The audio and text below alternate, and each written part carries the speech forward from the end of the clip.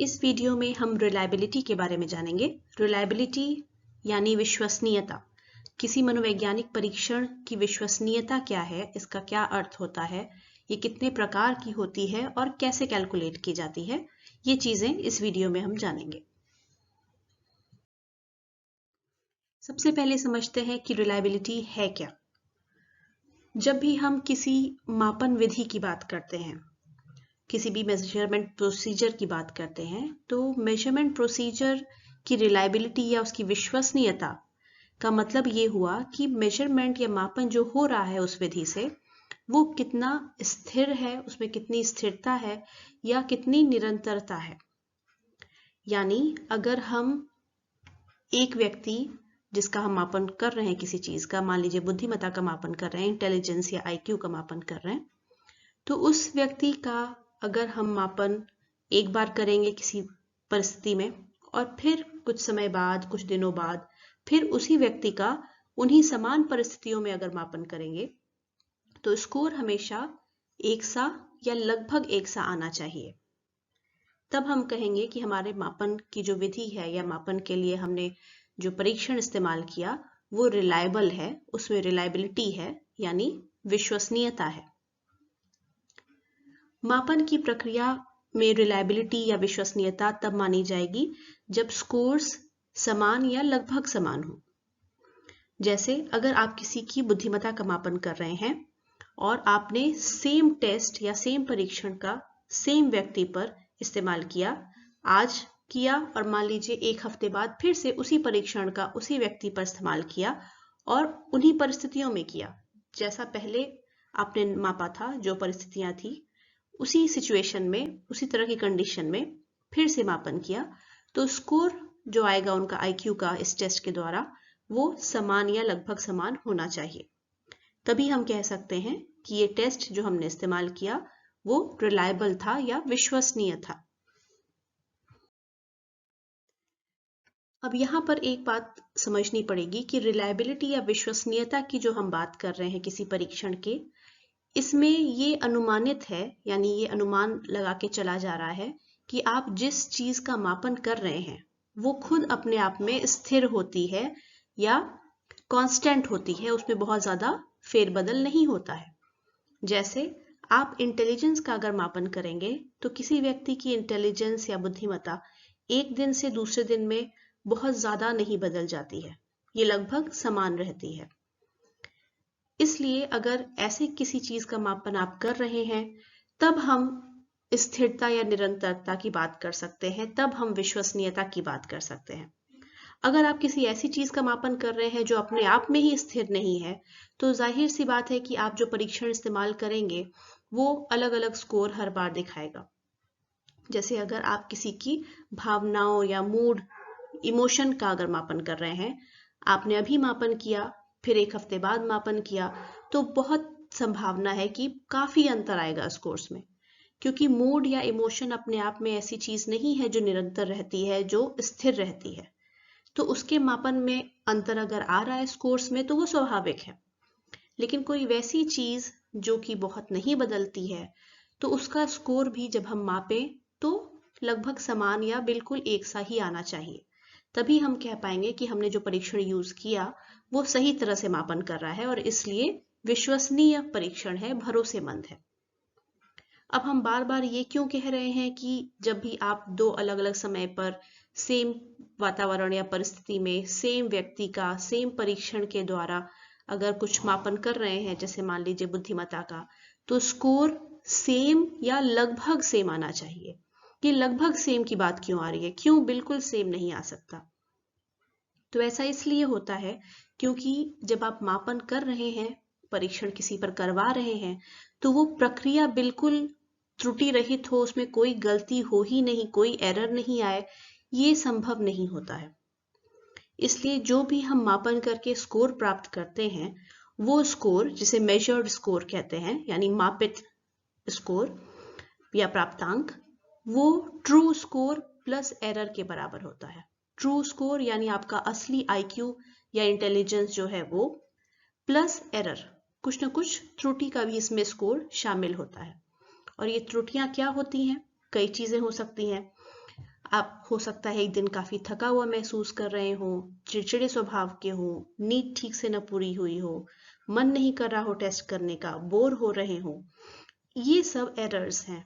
इनकी वजह से स्कोर में उतार चढ़ाव होंगे। आपका आईक्यू हो सकता है 80 हो, लेकिन हमेशा 80 नहीं आएगा जब टेस्ट किया जाएगा। कभी 82 भी आएगा, कभी 78 भी आएगा। तो ये कम ज्यादा जो चीजें हो रही हैं ये एरर की वजह से होती हैं, एरर के स्कोर की वजह से। एरर ऐसे भी आता है कि जब आपको टेस्ट कराया जा रहा है तो हर बार बिल्कुल एक ही तरह से इंस्ट्रक्शन दिया गया हो, एक ही परिस्थिति में कराया गया हो, बिल्कुल दिन भी वैसा ही हो, मौसम भी वैसा ही हो, सब परिस्थितियां सेम हो, ये नहीं संभव है और इसकी वजह से एरर आती है। तो जब भी आप कोई स्कोर किसी परीक्षण के द्वारा कैलकुलेट करते हैं तो उसमें ट्रू स्कोर यानी जिस चीज का मापन किया गया है उसकी असली वैल्यू जितनी भी होगी प्लस एरर, कुछ न कुछ एरर होती ही है। उदाहरण के लिए अगर हमने आपका आईक्यू टेस्ट किया किसी इंटेलिजेंस टेस्ट से, तो आपका ट्रू स्कोर, जैसे मैंने अभी बताया कि मान लीजिए आपका ट्रू स्कोर 80 है, तो वो तो होगा ही, लेकिन और कई कारक होंगे जो आपके स्कोर को प्रभावित करके कभी बढ़ाएंगे कभी घटाएंगे। मान लीजिए आपका अभी मूड अच्छा नहीं है जब आप टेस्ट दे रहे हैं, आप बहुत थकान में हैं, आपका सामान्य तौर पे स्वास्थ्य ही ठीक नहीं है, तो हो सकता है ऐसे में कि आपका स्कोर खराब आएगा। एक्चुअल आपका आईक्यू 80 है, लेकिन परीक्षण के द्वारा ये 78, 76 कुछ ऐसा स्कोर आ सकता है। पर मान लीजिए किसी दिन जो क्वेश्चंस पूछे गए इंटेलिजेंस टेस्ट में जब आप कर रहे हैं, आप बिल्कुल फ्रेश फील कर रहे हैं, एकदम पूरा कंसंट्रेशन के साथ तल्लीन होकर आप टेस्ट दे रहे हैं। कुछ क्वेश्चंस जिसका आपको आंसर नहीं भी आ रहा था, आपने कुछ गेस वर्क किया और आप लकी रहे कि आंसर सही बैठ गया, बिल्कुल करेक्ट आपने आंसर दे दिया। तो इन सब कारणों से आपका एक्चुअल आईक्यू तो 80 है, लेकिन स्कोर कभी कभी ज्यादा भी आ सकता है, 82, 85 इस तरह भी आ सकता है। तो ये एरर जो है ये मानी हुई बात है कि ये रहेगी ही रहेगी, कम या ज्यादा थोड़ी बहुत एरर रहती ही है। कोशिश की जाती है कि परीक्षण के दौरान एरर जितनी कम हो सके उतनी कम रखी जाए, जिसके लिए प्रयास किया जाता है कि हमारा जो प्रयोज्य है, पार्टिसिपेंट है, वो बहुत थकान न महसूस कर रहा हो, उसको जहाँ पे बैठा के जिस परिस्थिति में टेस्ट कराया जा रहा है उसको अनकंफर्टेबल नहीं महसूस हो रहा हो, बहुत गर्मी हो, सर्दी हो, इस तरह का ना हो, और सेम प्रकार से इंस्ट्रक्शन दिए जाएं हर बार। ये सारी चीजें क्यों की जाती हैं? ताकि एरर के स्कोर को कम से कम कर सके, ताकि हमारा जो स्कोर एक्चुअल है, जो ट्रू स्कोर है, वो हमें सही प्रकार से पता चल सके। ये मांग के चला जाता है कि जो एरर वाला हिस्सा है एक मेजर्ड स्कोर में, ये एक मेजरमेंट से दूसरे में बढ़ता घटता रहता है, बदलता रहता है। कभी आपका ये स्कोर बढ़ाएगा, कभी घटाएगा। और कई सारे अगर इस तरह के टेस्ट करा लिए जाएं और फिर उनका औसत निकाला जाए तो एरर 0 हो जाती है। जैसे अभी हमने एग्जाम्पल लिया था, मान लीजिए आपका आईक्यू टेस्ट किया जा रहा है एक इंटेलिजेंस टेस्ट के द्वारा, और एक दिन आप बहुत ही कंफर्टेबल महसूस कर रहे हैं, आपने अच्छी नींद ली हुई है, अच्छे मूड में हैं और टेस्ट कर रहे हैं। उस समय आप टेस्ट देंगे तो आपका एक्चुअल आईक्यू अगर 80 है पर स्कोर ज्यादा आ सकता है, 81, 82, 85 इस तरह से स्कोर आ पाएगा। वहीं दूसरी बार जब आपने टेस्ट दिया तब आपका आईक्यू 80 है, फिर भी मान लीजिए आप थकान महसूस कर रहे थे, अवसादग्रस्त थे, या कोई और कारण था जिसकी वजह से आप अच्छी तरह से टेस्ट में कंसंट्रेट करके प्रॉपरली क्वेश्चंस नहीं सॉल्व कर पाए। ऐसे में आपका स्कोर कम आएगा, आपका आईक्यू 76, 75 इस तरह से आ सकता है, जबकि एक्चुअल आईक्यू 80 है। लेकिन इस तरह से कई सारे मौकों पर अगर टेस्ट लिए जाएं और फिर उनका औसत निकाला जाए तो ये पॉजिटिव एरर और नेगेटिव एरर आपस में एक दूसरे को कैंसिल कर देती है और जो स्कोर आएगा वो लगभग सटीक तौर पे आपका एक्चुअल आईक्यू जो है, जो ट्रू स्कोर है, वो बताएगा। इसीलिए परीक्षणों में यह सुनिश्चित करना जरूरी है कि एरर स्कोर जितना कम हो सके उतना बेहतर है। इसको कम से कम रखना सबसे अच्छा है, क्योंकि तभी हमें ज्यादा सटीक तौर पे अंदाजा लग पाता है कि जिस चीज का हम मापन कर रहे हैं उसकी एक्चुअल स्थिति क्या है, वो कितना है सही मायने में। तो ये ज़रूरी है याद रखना कि स्कोर्स भले ऊपर नीचे थोड़ा बहुत होते रहते हैं एरर्स की वजह से, पर जब तक हम प्रयास कर रहे हैं कि एरर कम से कम रखे जाएं, तब तक मेजरमेंट्स लगभग समान या आसपास के स्कोर्स के ही आएंगे, या सेम आ सकता है या लगभग समान स्कोर आएंगे। और तब हम कह सकते हैं कि ये मापन जो हुआ ये विश्वसनीय है, यानी रिलायबल है। इसमें रिलायबिलिटी यानी विश्वसनीयता है।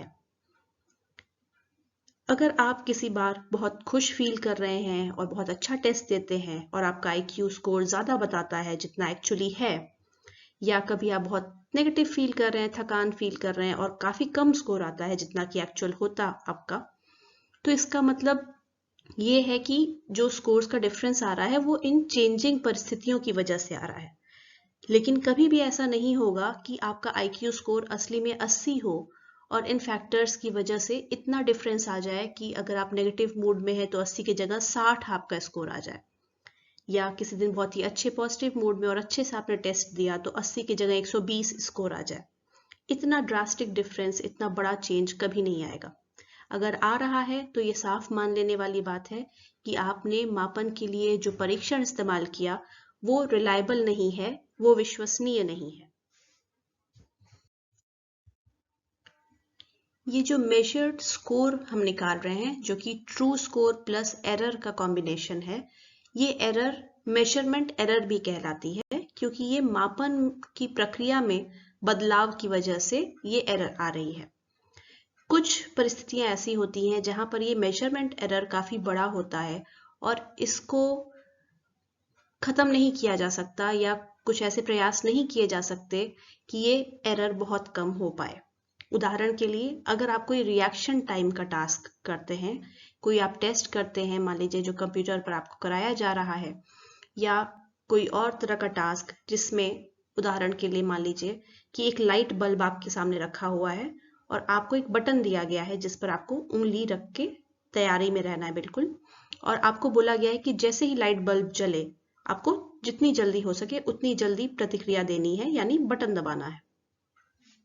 अब आप ये बहुत जल्दी जल्दी करने की कोशिश करेंगे जब भी लाइट बल्ब जलेगा, पर शुरुआत में आप काफी अलर्ट रहेंगे, आप पूरा ध्यान केंद्रित किए रहेंगे और एकदम रेडी रहेंगे और आप जल्दी रिस्पॉन्स देंगे। पर धीरे धीरे क्या होगा, आपका ध्यान भटकने लगेगा, आप थकने लगेंगे और उतना ध्यान नहीं देंगे और आप थोड़ा स्लो हो जाएंगे रिस्पॉन्स देने में। तो अब आपका ये जो रिएक्शन टाइम है, जितना समय आपको लग रहा है प्रतिक्रिया देने में, ये काफी वेरिएशन दिखाएगा, कभी बहुत कम, कभी बहुत ज्यादा, कभी कभी दुगना समय आपको लग सकता है। तो ऐसे केस में क्या किया जाता है कि क्योंकि ये स्कोर्स जो आएंगे वो तो बिल्कुल सही इंफॉर्मेशन नहीं दे पाएंगे, इतना ज्यादा इसमें वेरिएशन है, इतना विचलन है स्कोर्स में। तो यहाँ पर सही इंफॉर्मेशन पाने के लिए, जो स्कोर्स हैं उसको ज्यादा विश्वसनीय बनाने के लिए, यहाँ पर हम ढेर सारे मेजरमेंट्स लेते हैं, कई सारे हम आपके डाटा लेंगे और उनको एवरेज निकाल लेंगे, उसका औसत निकाल लेंगे, ताकि हमें पता चल सके कि क्या एक्चुअल स्कोर है। तो औसत निकाल लेने से क्या होता है कि एरर स्कोर जो हैं एक दूसरे को कैंसिल कर देते हैं। जो रियल आपका रिएक्शन टाइम होगा, कभी आपको उससे ज्यादा समय लगा होगा, कभी उससे आपने स्लो जवाब दिया होगा, और जब हम उसका औसत निकाल लेंगे तो जो अंत में स्कोर हमें प्राप्त होगा वो काफी कुछ आपके एक्चुअल स्कोर के करीब होगा, जो ट्रू स्कोर है आपका वो दर्शाएगा। तो ये एक तरीका होता है कि जब आप जिस चीज का मापन कर रहे हैं वो चीज ही ऐसी है कि उसमें एरर आने की संभावना काफी अधिक हो, उस केस में फिर हम एवरेज निकाल के प्रॉब्लम को सॉल्व करने की कोशिश करते हैं। मापन करने में जो एरर आती है, ये एरर कई स्रोतों से आ सकती है। अभी अभी हमने एक बात की मेजरमेंट एरर की, यानी मापन की प्रक्रिया में कुछ गलतियां होने से भी कुछ एरर्स आ सकती हैं।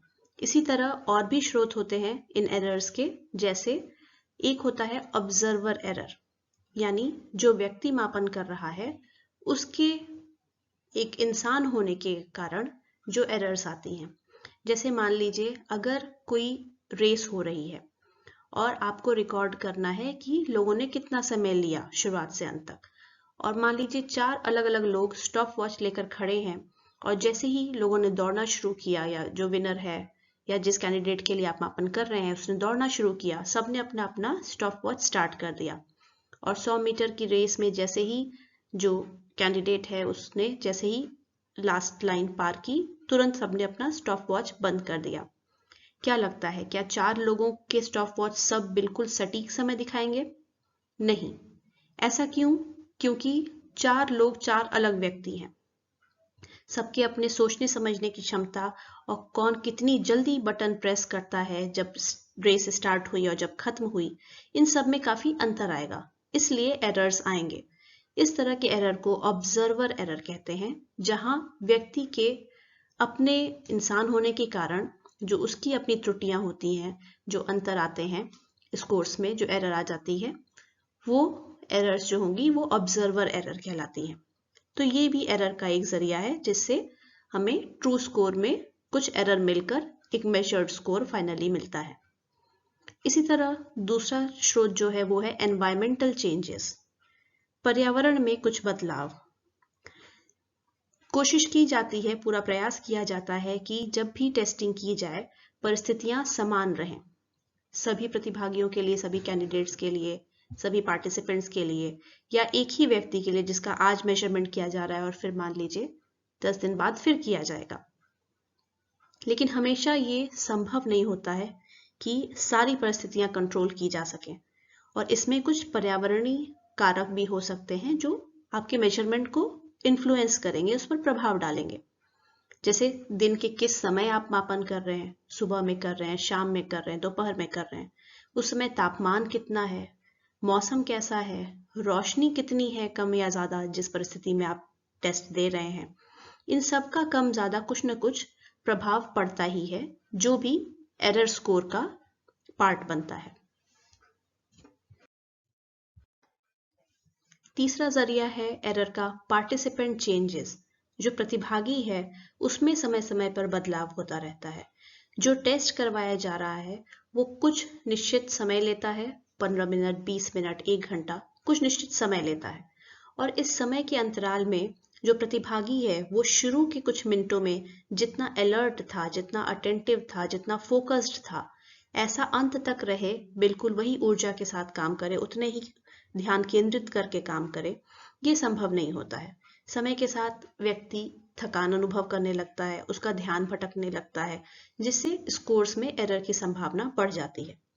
जैसे मान लीजिए अगर कोई व्यक्ति इंटेलिजेंस का कोई टेस्ट दे रहा है और उसे भूख लग गई।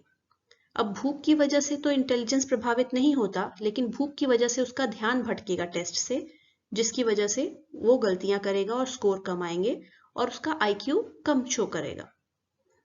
तो एक तरह से ये सब जो जरिए हैं जहां से कुछ ना कुछ एरर चाहे अनचाहे आती ही है मेजरमेंट में, ये मान के चला जाता है कि कुछ ना कुछ एरर रहती ही है। ये कुछ चीजें हैं जिनको अवॉइड नहीं किया जा सकता। ये चीजें मेजर्ड स्कोर का पार्ट बनती हैं। तो एरर जितनी ज्यादा होगी, रिलायबिलिटी या विश्वसनीयता किसी मापन की उतनी कम होती है। एरर जितनी कम होगी, कोई भी टेस्ट या मेजरमेंट प्रक्रिया उतनी ज्यादा रिलायबल या विश्वसनीय होगी।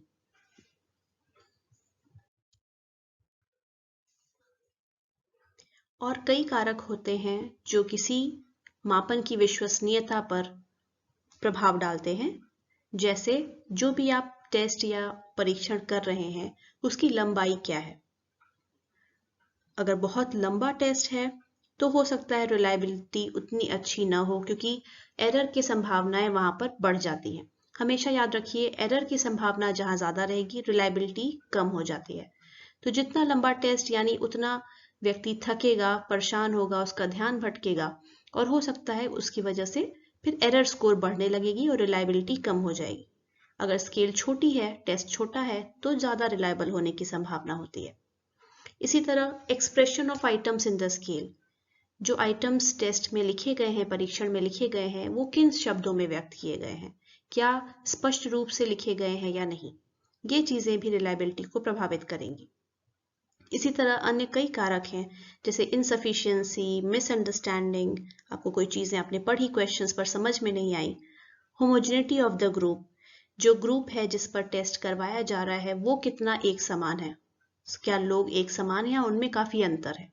उसकी वजह से भी टेस्ट के स्कोर्स पर प्रभाव पड़ेगा और रिलायबिलिटी में परिवर्तन होंगे। ड्यूरेशन ऑफ द स्केल, कितना समय दिया गया है किसी टेस्ट को करने के लिए, इसका भी प्रभाव पड़ेगा। ऑब्जेक्टिविटी इन स्कोरिंग, जो स्कोर दिए जा रहे हैं वो कितनी वस्तुनिष्ठता से दिए जा रहे हैं। आपने परीक्षण तो कर लिया, पर उसका जब स्कोर निकाला जा रहा है तो क्या वस्तुनिष्ठ तरीके से निकाला जा रहा है या नहीं। अगर नहीं तो रिलायबिलिटी कम होने की संभावना होती है। अगर वस्तुनिष्ठ तरीके से स्कोर निकल रहा है तो रिलायबिलिटी अधिक होने की संभावना होती है। इसी तरह मेजरमेंट जो लोग करवा रहे हैं, जो परीक्षक हैं, उनमें कितना तालमेल है, कितना कोऑर्डिनेशन है, इसका भी प्रभाव पड़ेगा। स्केल का एक्सप्लेनेशन, जो टेस्ट के आइटम्स है उनकी विशेषताएं, उनके characteristics, difficulty of the scale, test कितना आसान या कठिन है, इन सभी फैक्टर्स का कुछ न कुछ प्रभाव पड़ता है रिलायबिलिटी पर। अब हम बात करेंगे रिलायबिलिटी या विश्वसनीयता के प्रकारों की, उनके टाइप्स की। अभी हमने एक टाइप की बात की जहां पर अगर हम किसी व्यक्ति का मापन एक टेस्ट से आज कर रहे हैं और फिर एक कुछ निश्चित समय के बाद करते हैं और फिर दोनों स्कोर्स कंपेयर करते हैं कि उसमें कितनी समानता है। पर यही नहीं, कभी कभी हम एक ही समय में टेस्ट करते हैं किसी व्यक्ति पर, दो अलग अलग टेस्ट का इस्तेमाल करके, जो टेस्ट पूरी तरह से अलग नहीं होते, काफी कुछ समान होते हैं, पर हम एक ही समय में दोनों टेस्ट एक व्यक्ति को कराते हैं और उनके स्कोर्स में समानता देखते हैं। या कभी कभी सिर्फ एक टेस्ट कराया जाता है और टेस्ट में उनके आइटम्स जो हैं उनका आपसी सामंजस्य कैसा है, उनके बीच में स्कोर्स कितने समान आ रहे हैं, इसका भी मेथड होता है जिसे इंटरनल कंसिस्टेंसी कहते हैं। ये चीजें भी टाइप्स हैं रिलायबिलिटी के, जो हम आगे अब एक एक करके देखेंगे।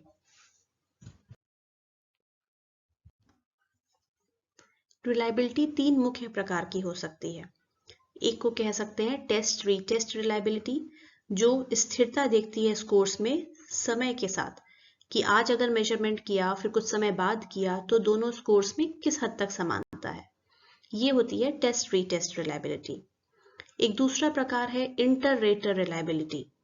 यहाँ पर एक से अधिक परीक्षक या टेस्ट का आकलन करने वाले मूल्यांकनकर्ता टेस्ट के स्कोर्स का कैलकुलेशन करते हैं और उन दोनों के स्कोर्स में किस हद तक समानता है, ये जो स्थिरता आएगी स्कोर्स में या समानता आएगी, इसे इंटर रेटर रिलायबिलिटी कहते हैं।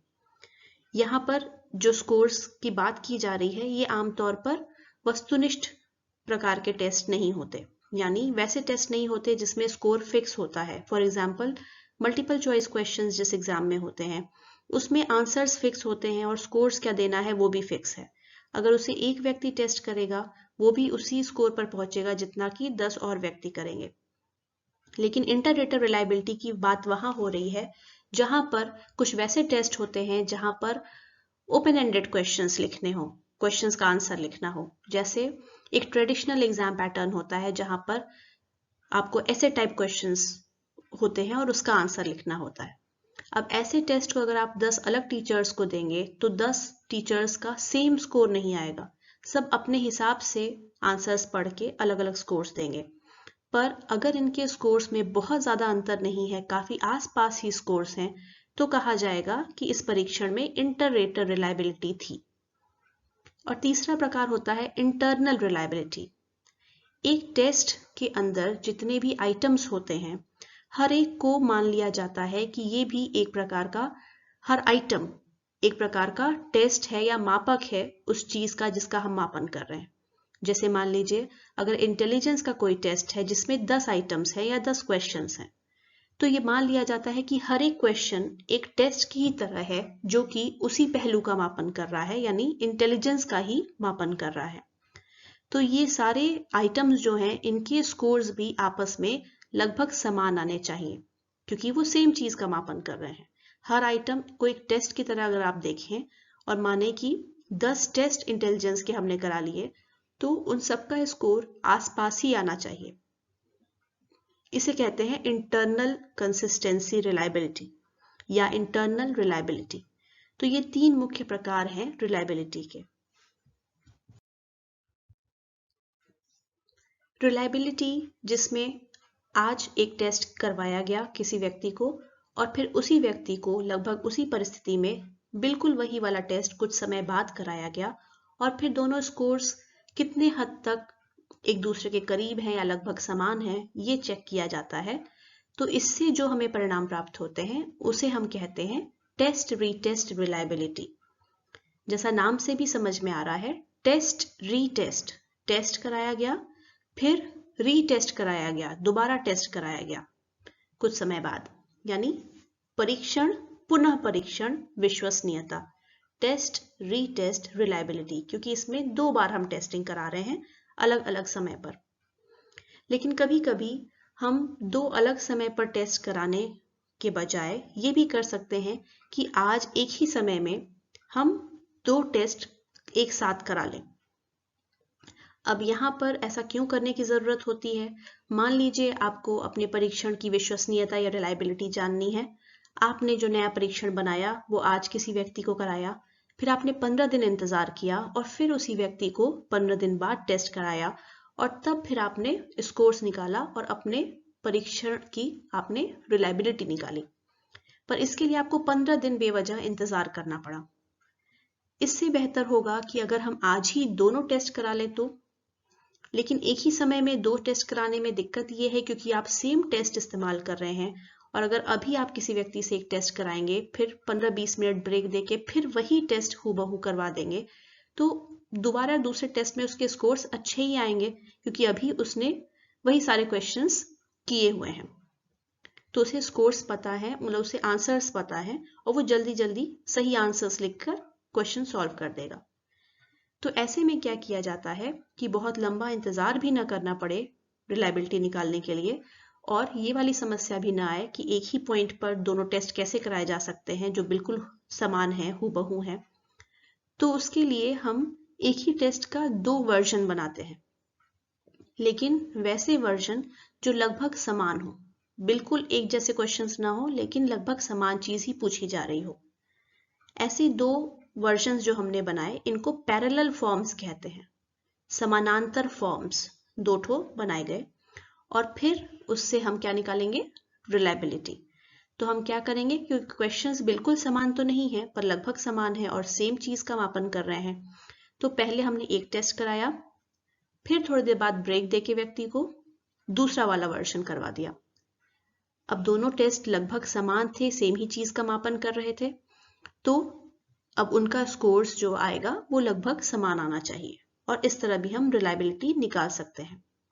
और ये जो 2 टेस्ट के फॉर्म्स बनाए गए हैं इसके क्वेश्चंस का उदाहरण एक तरह से लीजिए। जैसे मान लीजिए अगर पहले क्वेश्चन में पूछा गया है 6 + 2 कितना होगा, तो दूसरे फॉर्म में पूछा जा सकता है कि 5 + 4 कितना होगा। तो लगभग समान चीजें ही पूछ रहे हैं, सिमिलर सिंपल 1 लेटर जो कैलकुलेशंस है या एडिशंस करना है वही पूछ रहे हैं, लेकिन एग्जैक्टली सेम क्वेश्चंस नहीं है। पैरेलल फॉर्म्स आजकल बहुत इस्तेमाल होता है। जैसे अगर आप देखते हो कॉम्पिटिटिव एग्जाम्स जो होते हैं जो 2 शिफ्ट में होते हैं, एक बार दोपहर के पहले सुबह वाले शिफ्ट में, फिर एक दोपहर की शिफ्ट में होते हैं। तो अगर सेम सब्जेक्ट के लिए आप 2 शिफ्ट में एग्जाम ले रहे हैं तो जाहिर सी बात है कि बिल्कुल सेम क्वेश्चन पेपर तो यूज नहीं कर सकते, क्योंकि अगर सेम क्वेश्चन पेपर आप डिजाइन करेंगे तो दूसरे वाले बैच को तो पहले वाले बैच से पता चल जाएगा, पहले शिफ्ट वाले बच्चों से, कि क्या क्वेश्चंस आए थे और उनका टेस्ट अच्छा हो जाएगा। इसीलिए 2 अलग फॉर्म्स या 2 अलग प्रश्न पत्र बनाए जाते हैं, लेकिन ये बिल्कुल डिफरेंट नहीं होते हैं, ये लगभग समान होते हैं। प्रश्नों की कठिनाई भी समान होती है, क्योंकि अगर ऐसा ना रखा जाए तो एक शिफ्ट ने अगर अच्छा परफॉर्म किया और दूसरी शिफ्ट के बच्चों का ज्यादातर स्कोर कम आया तो वहां पर वो क्लेम करेंगे कि आपने एक ग्रुप को इजी क्वेश्चन पेपर दिया था, दूसरे को टफ दिया था। तो इसलिए लगभग समान क्वेश्चंस होते हैं, कठिनाई भी लगभग समान रखी जाती है, लेकिन फिर भी प्रश्न पत्र अलग होते हैं। ठीक वैसे ही समझिए पैरेलल फॉर्म्स रिलायबिलिटी को। और ये जो भी टेस्ट रीटेस्ट रिलायबिलिटी या पैरेलल फॉर्म्स रिलायबिलिटी से जो 2 स्कोर हमारे पास आएंगे 2 टेस्ट के, उनके बीच में फिर हम एक सांख्यिकी का मेथड लगाते हैं जिसे हम कोरिलेशन या सहसंबंध कहते हैं, और फिर हम देखते हैं कि स्कोर्स में कितनी समानता है। कितना स्कोर्स एक दूसरे के आसपास है या करीब है, सिमिलर है एक दूसरे से, और इसके आधार पे हम रिलायबिलिटी निकालते हैं। यहाँ पर पिक्चर के रूप में टेस्ट रीटेस्ट रिलायबिलिटी एक्सप्लेन की गई है। आपने पहले टाइम 1 पर एक मापन किया और फिर कुछ समय बाद टाइम 2 पर मापन किया, और इस मापन में आपने सेम टेस्ट इस्तेमाल किया, सेम सैंपल यानी प्रतिभागियों का सेम समूह इस्तेमाल किया जो पहले टाइम पे किया था, बस समय अलग है। आपने उसी चीज से पहले मापन किया उन्हीं लोगों का, फिर उसी टेस्ट से उन्हीं लोगों का दूसरे समय में मापन किया। और ये है एग्जाम्पल पैरेलल फॉर्म्स रिलायबिलिटी का, जहां पर आप दो फॉर्म ही बना लेते हैं अलग अलग, जो लगभग एक जैसे होते हैं, लेकिन क्वेश्चंस एग्जैक्टली सेम नहीं होते, यानी उनकी कठिनाई सेम हो सकती है, सेम विषय या टॉपिक पर पूछ रहे हो सकते हैं, पर क्वेश्चंस बिल्कुल एक से नहीं रहते। यानी आपने फॉर्म ए बनाया, फॉर्म बी बनाया, जो दोनों इक्वल या लगभग समानांतर हैं, और आपको दो टाइम पे लेने की जरूरत नहीं है। आपने एक ही समय में थोड़ा सा गैप देके दोनों टेस्ट के स्कोर्स पा लिए। अब बात करते हैं कि टेस्ट रीटेस्ट रिलायबिलिटी का मापन कैसे किया जाए। टेस्ट रीटेस्ट रिलायबिलिटी का मापन करने के लिए एक ही टेस्ट को लोगों के उसी समूह पर दो अलग अलग समय में किया जाता है, और उसके बाद जो अलग अलग स्कोर्स आए हैं हर व्यक्ति के, उनके बीच में समानता देखी जाती है। यहाँ पर अगर आप एक लोगों के एक समूह पर टेस्ट कर रहे हैं, तो हम ऐसा नहीं करेंगे कि एक समय में जो उनके स्कोर्स आए और फिर दूसरे समय में आए, उनका आपस में लोगों के बीच में तुलना करें। ये हम नहीं करेंगे। हम एक व्यक्ति की ही तुलना करेंगे, उसका एक समय में क्या स्कोर था और फिर दूसरे पॉइंट पर क्या स्कोर था। तो एक ही व्यक्ति के दो स्कोरों में आपस में तुलना की जाती है। और अगर मान लीजिए आपने ऐसा कुछ टेस्ट किया, जैसे मान लीजिए IQ का टेस्ट किया किसी समूह पर, और फिर आपने आज किया और 2 महीने बाद उनका टेस्टिंग किया, और आपके पास हर व्यक्ति के दो स्कोर आ गए, एक 2 महीने पहले किया हुआ, दूसरा वही टेस्ट 2 महीने बाद किया हुआ। अब इन दोनों टेस्ट के बीच में आप कोरिलेशन या सहसंबंध निकालते हैं। अगर ये कम आता है तो हम कहेंगे कि इस परीक्षण की, इस IQ टेस्ट की टेस्ट रीटेस्ट रिलायबिलिटी खराब है या कम है। अब जब ऐसी परिस्थिति हो कि कम आया है स्कोर, रिलायबिलिटी अच्छी नहीं आई है, खराब आई है, विश्वसनीयता अच्छी नहीं है किसी परीक्षण की, तो क्या करना चाहिए? किसी टेस्ट की विश्वसनीयता को इम्प्रूव करने का, टेस्ट रीटेस्ट रिलायबिलिटी को इम्प्रूव करने का क्या तरीका है? तो पहले, जब भी आप टेस्ट या क्वेश्चनर, कोई प्रश्नावली या परीक्षण बना रहे हो, तो हमेशा प्रयास करना चाहिए कि क्वेश्चंस जो आप लिखें वो इस तरह से लिखें कि वो व्यक्ति के मूड के आधार पर उसका आंसर बदल ना जाए। ऐसे क्वेश्चंस ना रहें जो मूड से बहुत प्रभावित होते हो, या व्यक्ति कितना ध्यान केंद्रित करके क्वेश्चंस का आंसर कर रहा है उससे बहुत प्रभावित होते हो। ऐसे क्वेश्चंस नहीं रखने चाहिए, कम रखने चाहिए। जब भी आप डाटा कलेक्शन करें, जब भी आप परीक्षण लोगों पर करवा रहे हैं और डाटा एकत्र कर रहे हैं, उस समय कोशिश करनी चाहिए कि बाह्य कारक जो हों, एक्सटर्नल फैक्टर्स जो हों, जैसे एनवायरमेंटल फैक्टर्स या ऑब्जर्वर के फैक्टर्स, इनका कम से कम प्रभाव पड़े लोगों पर। यानी आप जब टेस्टिंग करा रहे हो तो प्रयास करना चाहिए कि हर व्यक्ति के लिए परिस्थितियां एक समान हों। और ये भी याद रखिए कि पार्टिसिपेंट यानी जो व्यक्ति है जिस पर आप टेस्ट कर रहे हैं, उसके स्कोर्स में समय के साथ कुछ न कुछ बदलाव तो होगा ही। इसको समझते हुए आपको रिलायबिलिटी कैलकुलेट करनी चाहिए कि एग्जैक्टली सेम तो स्कोर्स नहीं ही आएंगे। हर चीज कंट्रोल कर ली जाए तो भी कम संभावना है कि एकदम कोई भी एरर न रह जाए। इसलिए बिल्कुल सेम स्कोर दो टेस्ट के कभी भी नहीं आएंगे जो दो पॉइंट पे आपने टेस्ट कराए। तो ये भी मान के चलना चाहिए, इस बात को समझते हुए चलना चाहिए कि ये तो अपेक्षित है कि अंतर आएगा ही थोड़ा बहुत स्कोर्स में। यहाँ पर आप एक एक्चुअल डाटा देख पा रहे हैं टेस्ट रीटेस्ट रिलायबिलिटी के लिए, जहां पर पहले 3 महीने के टाइम पर एक बार टेस्ट किया गया और फिर 1 साल बाद फिर से टेस्ट किया गया उन्हीं लोगों पर। तो ये कोई स्केल या कोई टेस्ट दिया गया व्यक्ति को करने के लिए और उसके अलग अलग स्कोर्स आए हैं। तो जो भी फर्स्ट टाइम पॉइंट पे स्कोर आया, उसके बाद जब 3 महीने बाद लिया गया, तो ये जो स्कोर्स आए हैं ये 0.70, 0.55, ये सारे कोरिलेशन या सहसंबंध दिखा रहे हैं पहले टाइम पॉइंट से लेके जब 3 महीने बाद किया गया। और फिर जब वो टेस्ट फिर 1 साल बाद दोहराया गया, तो पहले जब कराया गया था फर्स्ट पॉइंट पे और फिर 1 साल बाद उन दो के बीच में जो कोरिलेशन या सहसंबंध आया है, वो यहाँ पे स्कोर्स दूसरे कॉलम में दिखाया हुआ है, 0.63, 0.35, 0.57 इत्यादि।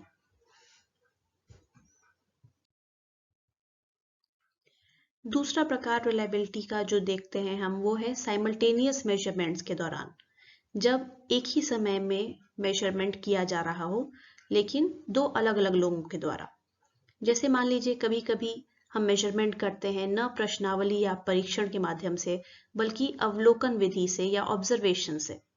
जैसे अगर हमें देखना है कि छोटे क्लासेस के बच्चे, LKG के बच्चे प्लेग्राउंड में कैसी हरकतें करते हैं, कैसे खेलते हैं, लड़ाई झगड़े करते हैं, या उनका और सामाजिक व्यवहार अगर हमें देखना है प्लेग्राउंड में, तो यहाँ पर क्या किया जा सकता है कि जब ऐसे बच्चे प्लेग्राउंड में खेल रहे हों, तो जो भी शोधकर्ता हैं या जो भी मनोवैज्ञानिक हैं, वो कहीं छुपकर या कहीं बेंच पर बैठकर उनके बिहेवियर्स को देखें और उसका एक रिकॉर्ड बनाएं, लिखते जाएं।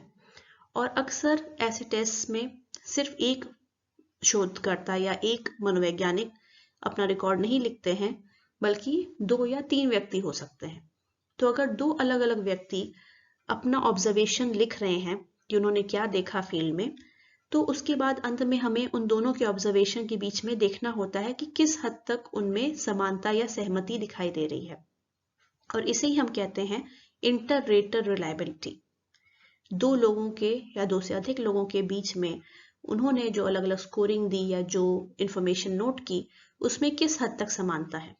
अगर काफी समानता है तो हम कहेंगे कि इस टेस्ट की या जो भी परीक्षण या प्रश्नावली थी या जो भी क्वेश्चंस का वो रिस्पॉन्स लिख रहे थे या जो मेथड इस्तेमाल किया गया, इसकी इंटर-रेटर रिलायबिलिटी या इंटर-रेटर विश्वसनीयता अच्छी है। और ये भी कोरिलेशन या सहसंबंध की विधि से ही निकाला जाता है, या कभी कभी प्रतिशत में निकाल सकते हैं कि कितना % एग्रीमेंट है 2 ऑब्जर्वर्स के बीच में। अब बात आती है कि हम इंटर-रेटर रिलायबिलिटी कैसे मेजर करते हैं। तो इसका मापन करने के लिए अलग अलग शोधकर्ता एक ही तरह का मेजरमेंट कंडक्ट करते हैं या ऑब्जर्वेशन करते हैं किसी एक सैंपल पे, और फिर उन्होंने जो अपने अपने रिजल्ट्स पाए उसके बीच में सहसंबंध या कोरिलेशन देखा जाता है। अगर हाई कोरिलेशन आता है तो कहेंगे कि इस टेस्ट की इंटर-रेटर रिलायबिलिटी अधिक है। उदाहरण के लिए मान लीजिए पेशेंट्स का एक ग्रुप है जो किसी घाव या परेशानी से ग्रस्त हैं, और एक टीम है शोधकर्ताओं की जो ये देख रही है कि उनका घाव कितनी तेजी से भर रहा है। और मान लीजिए कि उनके पास एक स्केल दी हुई है, एक रेटिंग स्केल, जिसके आधार पे उन्हें हर दिन अपना स्कोर रिकॉर्ड करना है कि घाव तेजी से भर रहा है, घाव धीरे धीरे भर रहा है, बिल्कुल नहीं भर रहा है, इत्यादि। इस तरह के ऑप्शंस मान लीजिए दिए हुए हैं और सबने अपना अपना रिकॉर्ड किया, और फिर अंत में सबके रिजल्ट्स कंपेयर किए गए। अगर सबके रिजल्ट्स में समानता दिखती है तो इसका मतलब कि ये जो रेटिंग स्केल यूज की गई ये रिलायबल है, विश्वसनीय है, और इसमें इंटर-रेटर रिलायबिलिटी है। इंटर-रेटर रिलायबिलिटी को बेहतर करने के लिए, उसको इम्प्रूव करने के लिए कुछ तरीके हैं। जैसे आप जिस भी वेरिएबल का या चर का मापन करने जा रहे हैं या जो विधि तरीका इस्तेमाल करने वाले हैं मापन के लिए, वो पहले से स्पष्ट तौर पे क्लियर होनी चाहिए, बताई जानी चाहिए। दूसरा कि आप जब मापन करेंगे या जो 2-4 लोग मापन करेंगे जिनके बीच में या जिनके स्कोर्स के आधार पे हमें इंटर-रेटर रिलायबिलिटी निकालनी है, तो इसके लिए कुछ वस्तुनिष्ठ क्राइटेरिया, कुछ डिटेल्ड क्राइटेरिया पहले से बनाकर रखना चाहिए कि किस आधार पर ऑब्जर्वेशन करनी है। जैसे अभी हमने एग्जाम्पल देखा कि सबको एक रेटिंग स्केल मिली हुई थी कि घाव तेजी से भर रहा है, धीरे भर रहा है, बिल्कुल नहीं भर रहा है, इस तरह के ऑप्शंस थे। सबको सेम स्केल दी गई थी, उसी के आधार पे सबको अपना रिस्पॉन्स देना था। तो इस तरह से कोई सेट क्राइटेरिया पहले से तय होना चाहिए। और जहां पर एक से अधिक रिसर्चर्स या शोधकर्ता इस काम में लगे हों, वहां पर यह सुनिश्चित कर लेना चाहिए कि सबको बिल्कुल सेम प्रकार की इंफॉर्मेशन दी गई हो, सेम प्रकार की जानकारी दी गई हो, और अगर प्रशिक्षण देने की जरूरत पड़ी हो तो सेम प्रशिक्षण सबको दिया गया हो, ताकि सबको पता हो कि उन्हें किस तरह से ये शोध करना है और कैसे चीजें रिकॉर्ड करनी है।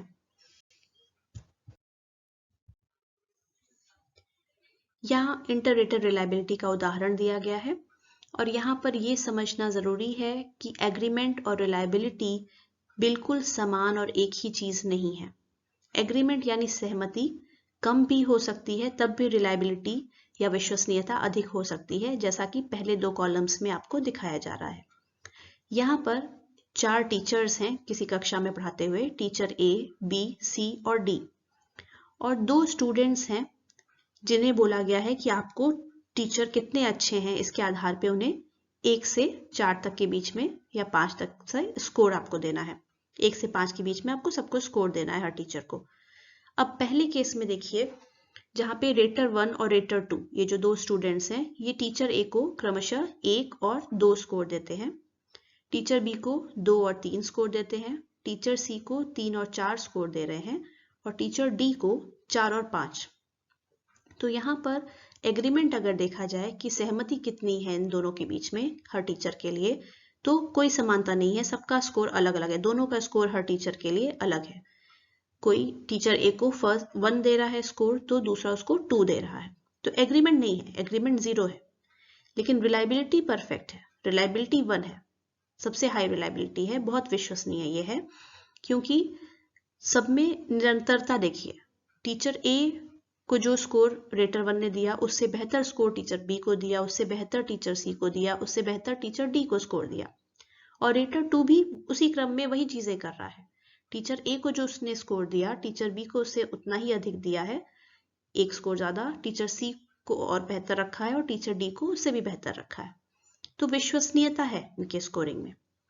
वहीं अगर दूसरे 2 स्टूडेंट्स की बात करें जो रेटर 3 और 4 दिए हुए हैं, तो यहाँ इन्होंने बिल्कुल एग्जैक्ट सेम ही स्कोर दिया हुआ है। टीचर ए को दोनों ने 1 दिया हुआ है, टीचर बी को दोनों ने 2 स्कोर दिया है, टीचर सी को दोनों ने 3, और टीचर डी को दोनों ने ही 4 दिया हुआ है। तो यहाँ एग्रीमेंट भी पूरा है, बिल्कुल सहमत है, दोनों एक दूसरे से एग्जैक्ट सेम स्कोर दिया है, और रिलायबिलिटी भी परफेक्ट है, बिल्कुल हाई रिलायबिलिटी है। तीसरा प्रकार रिलायबिलिटी का जो हमने शुरुआत में डिस्कस किया, वो है इंटरनल रिलायबिलिटी या इंटरनल कंसिस्टेंसी रिलायबिलिटी, आंतरिक निरंतरता विश्वसनीयता। तो जब भी हम किसी ऐसे जटिल कॉन्सेप्ट का मेजरमेंट करते हैं, जैसे इंटेलिजेंस है या पर्सनैलिटी है, जो एक से अधिक चीजों की मिलके बनी हुई है, जैसे इंटेलिजेंस में सिर्फ स्मृति का टेस्ट नहीं होगा, उसमें आपकी लैंग्वेज एबिलिटी कैसी है इसका भी टेस्ट होगा, आप कितनी जल्दी कोई प्रतिक्रिया देते हैं इसका भी टेस्ट होगा, कई सारी चीजों से मिलके इंटेलिजेंस बना है, ये एक कॉम्प्लेक्स कॉन्सेप्ट है। ठीक इसी तरह पर्सनालिटी भी है। तो जब इनके कोई परीक्षण का निर्माण किया जाता है, तो उसमें एक प्रश्न नहीं होते हैं, कई सारे प्रश्न होते हैं, और हर प्रश्न उस कॉन्सेप्ट का किसी एक हिस्से का मापन कर रहा होता है। जैसे इंटेलिजेंस के टेस्ट में एक प्रश्न हो सकता है जो आपकी मेमोरी का टेस्टिंग कर रहा हो, दूसरा प्रश्न हो सकता है आपकी मैथ्स की स्किल देख रहा हो, तीसरा प्रश्न आपकी कॉम्प्रिहेंशन की एबिलिटी देख रहा होगा। इस तरह से इंटेलिजेंस के एक एक पहलू का मेजरमेंट्स हर आइटम करता है, और अगर इन आइटम्स के स्कोर्स जो आ रहे हैं इनमें आपस में कितनी समानता है ये देख ली जाए, तो भी हम निश्चित हो पाएंगे कि ये टेस्ट जो है विश्वसनीय है, क्योंकि ये एक ही चीज का मापन कर रहे हैं। अगर स्कोर्स आसपास ही आएंगे सारे आइटम्स पे, तो ये निश्चित हो जाएगा कि ये सारे मिलकर एक ही चीज का मापन कर रहे हैं, इसका मतलब ये टेस्ट विश्वसनीय है। ऐसा करने के लिए फिर हमें कोई 2 फॉर्म्स बनाने की जरूरत नहीं है, कोई एक ही टेस्ट को 2 अलग अलग समय में कराने की जरूरत नहीं है, सिर्फ एक टेस्ट एक बार में करा के भी हम अपने परीक्षण की रिलायबिलिटी या विश्वसनीयता कैलकुलेट कर सकते हैं। इसके लिए आमतौर पर क्या किया जाता है कि एक टेस्ट पहले करा लिया जाता है व्यक्ति से, और फिर उस टेस्ट में जितने भी आइटम्स हैं, जैसे मान लीजिए अगर 50 आइटम्स हैं, तो उनको आधे आधे में डिवाइड कर देते हैं, 25-25 में। ऐसा करने से मान लिया जाता है कि ये एक नहीं 2 टेस्ट थे 25-25 आइटम्स वाले, और अब इनमें जो स्कोर्स आए हैं इनके दोनों के बीच के स्कोर्स को हम कोरिलेशन या सहसंबंध के माध्यम से रिलायबिलिटी निकाल के चेक कर सकते हैं। इस मेथड को स्प्लिट हाफ रिलायबिलिटी भी कहते हैं, और इसीलिए कही जाती है क्योंकि इसमें हमने एक टेस्ट को आधे आधे में विभाजित करके मान लिया कि ये 2 अलग अलग टेस्ट हो गए, और फिर उनके बीच में हम स्कोर्स निकाल लेते हैं, यानी कोरिलेशन का स्कोर निकालते हैं। तो स्प्लिट हाफ रिलायबिलिटी नाम से क्लियर है। स्प्लिट मतलब होता है तोड़ना, विभाजित करना, और किसमें विभाजित कर रहे हैं? हाफ में, आधे आधे में विभाजित कर रहे हैं, तो ये स्प्लिट हाफ रिलायबिलिटी हो जाती है। लेकिन अब यहाँ पर सवाल आता है कि किसी टेस्ट को 2 बराबर हिस्सों में बांटने का भी बहुत सारा तरीका हो सकता है। या तो कोई टेस्ट 50 क्वेश्चंस का है तो आप पहले 25 क्वेश्चंस एक टेस्ट में रख दीजिए और बाकी 25 को एक तरफ कर दीजिए। इस तरह भी आधा आधा डिवाइड हो सकता है। लेकिन ऐसा करना हर बार सही नहीं होता है, क्योंकि कुछ टेस्ट होते हैं जिसमें क्वेश्चंस या आइटम्स इस तरह लिखे होते हैं कि वो कठिनाई के बढ़ते हुए क्रम में होते हैं। शुरुआती क्वेश्चंस इजी, और जैसे आप आगे बढ़ते जाएंगे क्वेश्चंस टफ होते जाते हैं।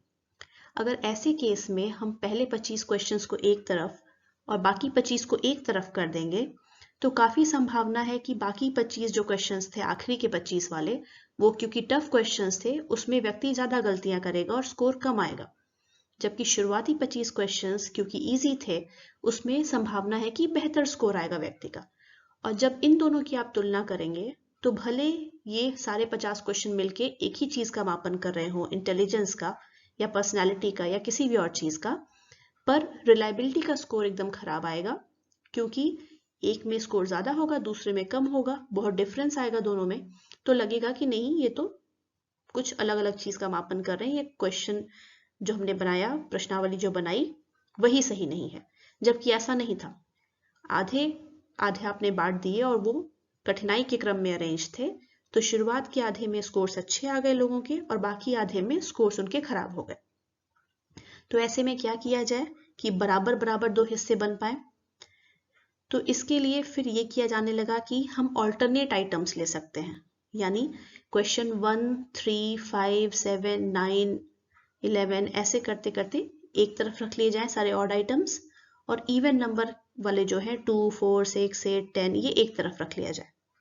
ऐसा करने से क्या होगा कि जो कठिन क्वेश्चंस थे वो भी बराबर बराबर दोनों हिस्से में चले जाएंगे, इजी वाले भी बराबर बराबर पड़ जाएंगे।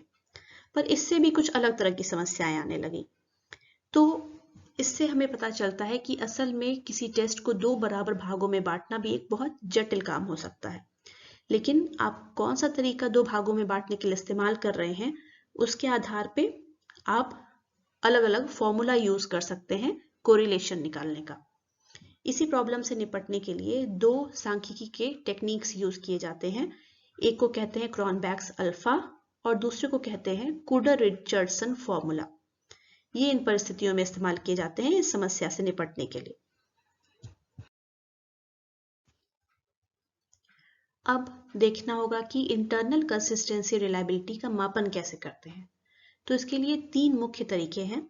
एक मेथड हमने अभी डिस्कस किया है जो है स्प्लिट हाफ रिलायबिलिटी, जहां पर हम एक ही टेस्ट कराते हैं और फिर उसको 2 बराबर भागों में बांट देते हैं और उन दोनों भागों के स्कोर्स के बीच में सहसंबंध या कोरिलेशन देखते हैं। बाकी 2 तरीके हैं एवरेज इंटर आइटम कोरिलेशन और average item total correlation. Average inter item correlation में आप एक टेस्ट किसी व्यक्ति को कराएंगे और उसके बाद उस टेस्ट में जितने भी आइटम्स हैं, हर आइटम पे कुछ ना कुछ स्कोर आया होगा। हर आइटम का हर अगले आइटम से, हर दूसरे आइटम से, उस टेस्ट में बाकी जितने भी आइटम बचे उनके साथ सहसंबंध या कोरिलेशन निकाला जाता है। जैसे अगर आपके पास 50 आइटम्स हैं किसी टेस्ट में, तो पहले हम आइटम 1 लेंगे, आइटम 1 का आइटम 2 के साथ सहसंबंध निकालेंगे, फिर आइटम 1 का आइटम 3 के साथ निकालेंगे, फिर आइटम 1 का आइटम 4 के साथ निकालेंगे। ऐसे हम 50 तक जाएंगे। फिर हम आइटम 2 लेंगे, आइटम 2 का आइटम 3 के साथ निकालेंगे, क्योंकि 1 के साथ तो ऑलरेडी निकल चुका। 1 का 2 के साथ निकलना, 2 का 1 के साथ निकलना, स्कोर सेम ही आएगा। तो अब हम आइटम 2 को लेकर उसका 3 के साथ निकालेंगे, 4 के साथ निकालेंगे, 5 के साथ निकालेंगे। ऐसे करते करते हम हर आइटम का हर दूसरे आइटम से पहले कोरिलेशन निकाल लेंगे और ये सारे जितने भी तमाम कोरिलेशन आएंगे सबका औसत ले लेंगे। ये हमारा हो जाएगा एवरेज इंटर आइटम कोरिलेशन। तो ये एक तरीका है। दूसरा है एवरेज आइटम टोटल कोरिलेशन। नाम से भी जैसा क्लियर है, एवरेज आइटम टोटल कोरिलेशन। इसमें आइटम यानी हर क्वेश्चन या आइटम जो है उसका टोटल के साथ कोरिलेशन निकालते हैं। यानी इसमें हम क्या करेंगे कि हर आइटम पे जो स्कोर्स हमें मिले हैं उसका टोटल टेस्ट के स्कोर के साथ कोरिलेशन निकालेंगे। जैसे मान लीजिए अगर 50 आइटम्स हैं किसी टेस्ट में, तो पहले हर आइटम पे कुछ न कुछ स्कोर आएगा और फिर टोटल भी कुछ स्कोर आएगा, 50 आइटम का स्कोर हम जोड़ लेंगे, एक टोटल टेस्ट का स्कोर हमारे पास आ गया। अब ये जो टोटल स्कोर हमारे पास आया, इसके स्कोर और हर आइटम के स्कोर के बीच में कोरिलेशन या सहसंबंध निकाला जाता है। यानी आइटम 1 का टोटल स्कोर के साथ, फिर आइटम 2 का टोटल स्कोर के साथ, आइटम 3 का टोटल स्कोर के साथ, और इस तरह से हमारे पास जो सारे स्कोर्स आ जाएंगे, 50 स्कोर्स आ जाएंगे, उन सब का फिर हम एवरेज या औसत निकाल लेते हैं। ये हो जाता है एवरेज आइटम टोटल कोरिलेशन। ये भी एक तरीका है इंटरनल कंसिस्टेंसी रिलायबिलिटी जानने का। और तीसरा तरीका स्प्लिट हाफ रिलायबिलिटी हमने अभी डिस्कस किया। अब इसका एग्जाम्पल एक ले लेंगे। मान लीजिए आप कोई टेस्ट डिजाइन करते हैं जिसमें क्वेश्चंस हैं ये मापन करने के लिए कि कोई व्यक्ति कितना आशावादी है या निराशावादी है, यानी कितना ऑप्टिमिस्टिक है या कितना पेसिमिस्टिक माइंडसेट का है। और इसमें हर स्टेटमेंट जो दिया है उसके लिए फिर एक स्केल दी हुई है 1 से लेके 5 तक, और आपको बताना है कि आप किस हद तक दिए गए वाक्य से सहमत हैं। जहां 1 का मतलब हो सकता है बिल्कुल असहमत और 5 का अर्थ होगा पूरी तरह से सहमत। और फिर इस पर आपने सब लोगों का डाटा लिया।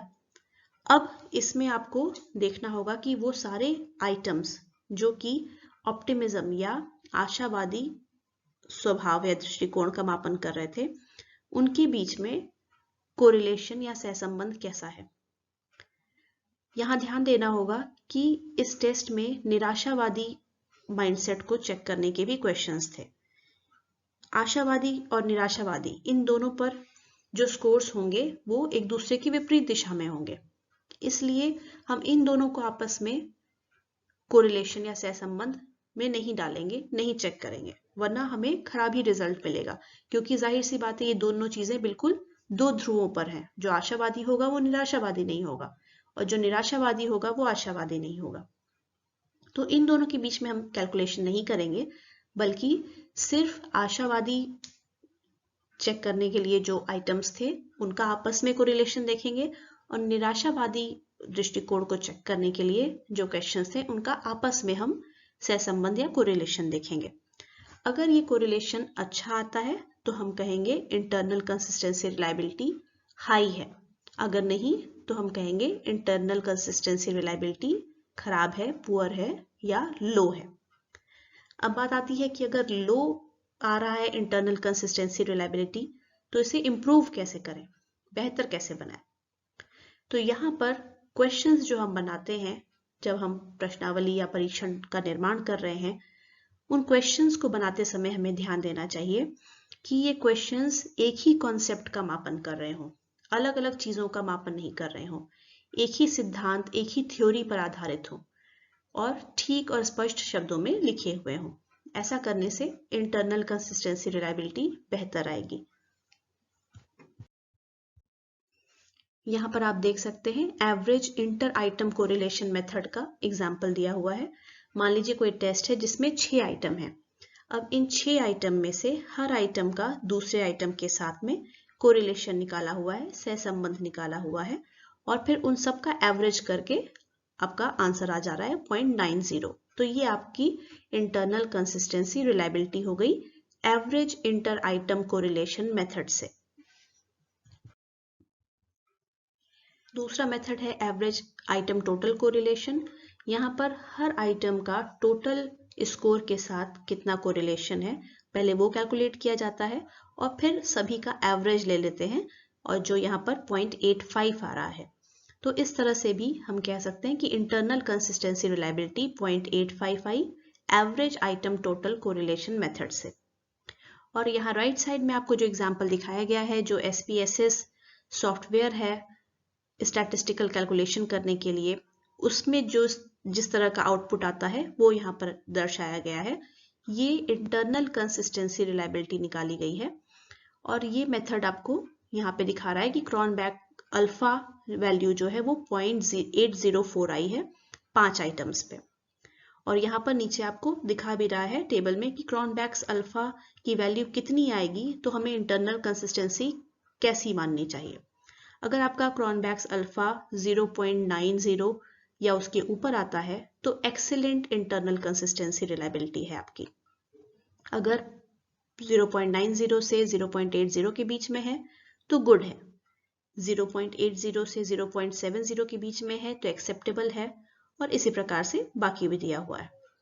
हमेशा याद रखिएगा कि रिलायबिलिटी आपकी 0 और 1 के बीच में ही आएगी। 0 भी हो सकती है, 1 भी हो सकती है, या इनके बीच में हो सकती है, यानी हमेशा डेसिमल्स में होगी। कभी 1 से ज्यादा नहीं होगी या 0 से कम नहीं होगी, क्योंकि रिलायबिलिटी कोरिलेशन या सहसंबंध दिखाता है और सहसंबंध का रेंज 0 से 1 के बीच में ही होता है। और ये एग्जाम्पल है स्प्लिट हाफ रिलायबिलिटी का। अगर किसी टेस्ट में 6 आइटम्स हैं तो इनको 2 बराबर भागों में यानी 3 आइटम्स के 2 पार्ट्स में बांट दिया गया है। पहले पार्ट में आप देख सकते हैं आइटम 1, 3 और 4 डाले गए हैं, दूसरे में आइटम 2, 5 और 6 डाले गए हैं। और इन 2 समूहों के जो टोटल स्कोर्स आएंगे, इन 3 पार्ट्स के जो टोटल स्कोर्स आएंगे, उनके बीच में हम कोरिलेशन या सहसंबंध निकाल रहे हैं, जो कि आया 0.87। तो हम यहाँ पर इंटरनल कंसिस्टेंसी रिलायबिलिटी पाते हैं 0.87 स्प्लिट हाफ रिलायबिलिटी मेथड से। रिलायबिलिटी या विश्वसनीयता के प्रकारों को विभाजित करने का एक और तरीका है इंटरनल या आंतरिक और एक्सटर्नल या बाह्य। इंटरनल यानी एक टेस्ट, एक परीक्षण अपने आप में कितना विश्वसनीय है। यहाँ पर स्प्लिट हाफ मेथड से जो हम रिलायबिलिटी निकालते हैं वो शामिल होती है। और एक्सटर्नल रिलायबिलिटी यानी एक समय से दूसरे समय में या एक मेजरमेंट से दूसरे मेजरमेंट में जब विश्वसनीयता कैलकुलेट की जा रही है तब कितनी समानता आ रही है स्कोर्स में, ये रिलायबिलिटी एक्सटर्नल रिलायबिलिटी होती है। और इसके अंतर्गत टेस्ट रीटेस्ट मेथड से जो हम रिलायबिलिटी निकालते हैं या इंटररेटर मेथड से जो रिलायबिलिटी निकालते हैं वो आती है। यहाँ पर आप एक ब्रीफ रिवीजन कर सकते हैं। 4 तरह की रिलायबिलिटी हमने देखी, test retest reliability, equivalent forms reliability जो आपको अभी नया नाम दिखेगा लेकिन ये पैरेलल फॉर्म्स रिलायबिलिटी का ही दूसरा नाम है, इंटरनल कंसिस्टेंसी रिलायबिलिटी और इंटर स्कोरर रिलायबिलिटी जो कि आपको नया नाम दिख रहा है, पर इंटर स्कोरर रिलायबिलिटी ही इंटर रेटर रिलायबिलिटी भी कहलाती है। तो ये नाम जो है ये एक से अधिक नाम है पर चीज वही है, कॉन्सेप्ट वही है। टेस्ट रीटेस्ट रिलायबिलिटी जैसा हमने अभी देखा कि इसमें टेस्ट स्कोर्स समय के साथ कितने एक समान रह रहे हैं, ये चीजें चेक की जाती हैं। इक्विवेलेंट फॉर्म्स या पैरेलल फॉर्म्स रिलायबिलिटी में एक ही समय में 2 अलग अलग फॉर्म्स का इस्तेमाल करके टेस्ट लिए जाते हैं और फिर उनके बीच में स्कोर्स में कोरिलेशन देखा जाता है। इंटरनल कंसिस्टेंसी रिलायबिलिटी में कोई कॉन्सेप्ट जिसका आप मेजरमेंट कर रहे हैं उसको मेजर करने के लिए टेस्ट में जो आइटम्स हैं वो सारे किस हद तक समान कॉन्सेप्ट का मेजरमेंट कर रहे हैं या उसी के अलग अलग पहलुओं का मेजरमेंट कर रहे हैं, ये चीजें चेक की जाती हैं। और इंटर स्कोरर रिलायबिलिटी या इंटररेटर रिलायबिलिटी में 2 अलग अलग व्यक्ति, 2 अलग अलग शोधकर्ता हो सकते हैं, ऑब्जर्वर्स हो सकते हैं, उनके या 2 से अधिक लोगों के स्कोर्स के बीच में कितनी समानता है, कितना एग्रीमेंट है, उसके आधार पर ये इंटर स्कोरर या इंटररेटर रिलायबिलिटी निकालते हैं। तो इस वीडियो में हमने रिलायबिलिटी के कॉन्सेप्ट के बारे में जाना, रिलायबिलिटी के कितने प्रकार होते हैं और उनका कैसे मेजरमेंट किया जा सकता है, इस कॉन्सेप्ट के बारे में भी समझा और जाना। धन्यवाद।